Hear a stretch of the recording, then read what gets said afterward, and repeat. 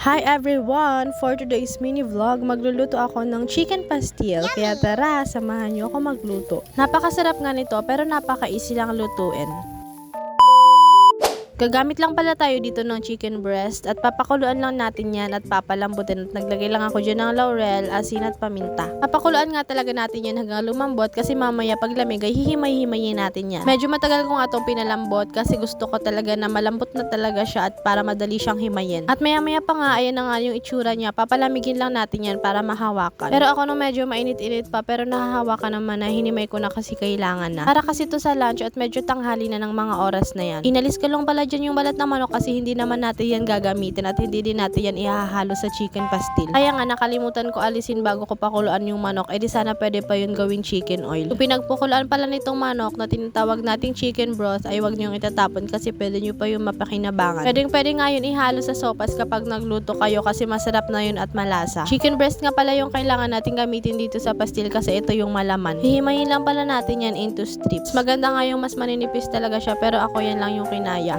Mahirap din pala to gawin, matagal kasi hihimay-himayin mo pa siya at dun yung mas matagal na proseso. Lalo pa pala kung mas madami kang gagawin. Kaya dapat may katulong kayo kapag gagawa kayo nitong chicken pastil para hindi kayo masyadong mapagod. Ito lang naman yung medyo nakakapagod dito sa procedure na to, yung mga susunod ay okay na, mabilis na lang siyang gawin. Hinimay ko lang pala yan dyan lahat at pagkatapos naman ay eto na yung itsura niya, yan lang yung kinaya, hindi ko na masyadong napanipisan. Pero okay na yan, gagawin pa rin natin yun na masarap. Yung iba nga, may napanood ako na gumagamit sila ng mixer para madurog yung mga chicken. At ayan, kapag okay naman, magsalang na tayo dito ng pan at maglagay tayo ng konting mantika. Magpiprito lang muna ako dyan ng itlog kasi masarap to i-pair sa itlog. Madami akong pininitong itlog, tagi-isa kami pero yan lang yung ipapakita ko. Ito nga talaga yung masarap i-pair sa chicken pastil. Pritong itlog kesa dun sa boiled egg or kahit dun sa scrambled. Ganito lang talaga yung masarap para sa akin. And after naman pala dyan sa same pan, magigisa lang ako ng sibuyas, bawang at luya. Noon ako na pala dyan ilagay yung sibuyas kasi ganyan talaga ako palagi. Igigisa ko nga lang yan hanggang sa mag-translucent na yung color niya. After nyan, sunod ko naman ilalagay itong mga bawang. Igigisa ko lang yan hanggang sa mag-aroma na yan. Sibuyas talaga yung palagi kong inuuna kasi feeling ko kapag bawang yung inuna ko masusunog ka agad. At next ko naman nilagay yung luya. Konting luya nga lang yan na pinino ko para pampatanggal ng lansa. At kapag okay naman na yung mga sangkap na nilagay natin, ilalagay naman natin tong chicken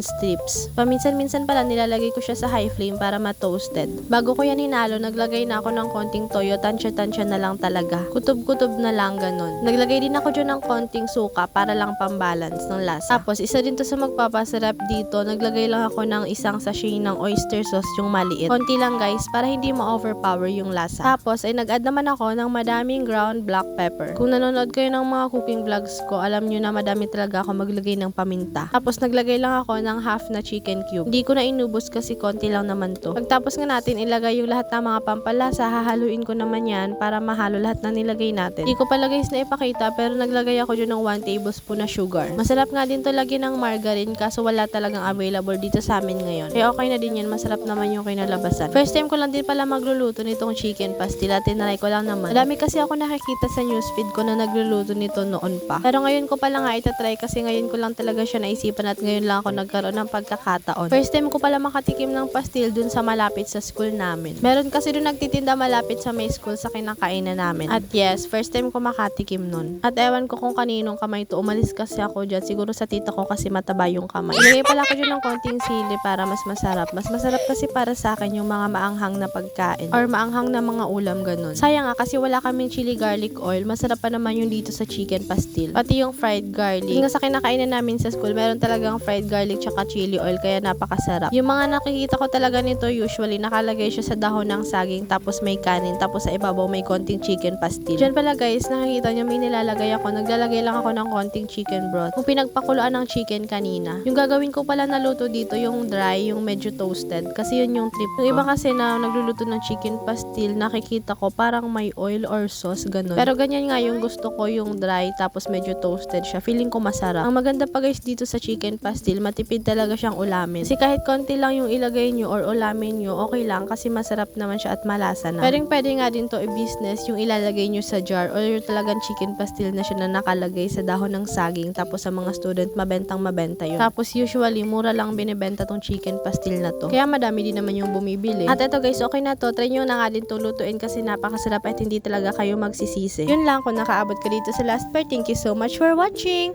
See you on my next mini vlog.